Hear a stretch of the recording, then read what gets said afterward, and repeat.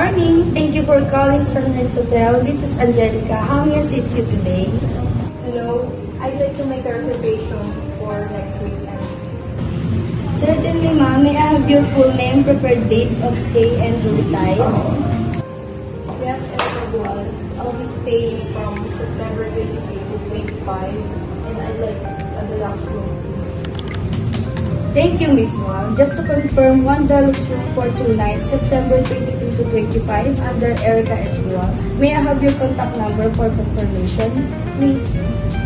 It's 9612131. Sir, 917-456-7890. Perfect. Your booking is now confirmed. We look forward to welcoming you soon. Have a wonderful day.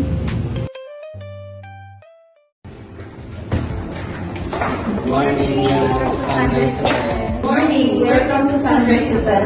How may I assist you today? Good morning, we have a reservation under Erica Gual. Of course, Miss Boy.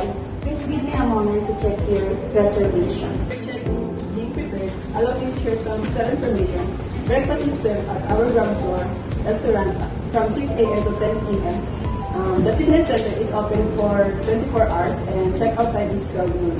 If you need an assistance with transportation and local tourists, please let me know. Ma'am, have a nice day. Thank you so much. Allow me to ask you with your gravity. Thank you. That's very nice.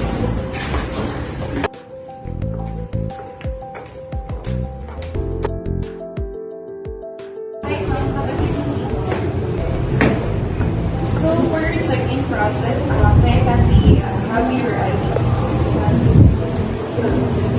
Thank you. So your deluxe room is ready. Please sign this for registration.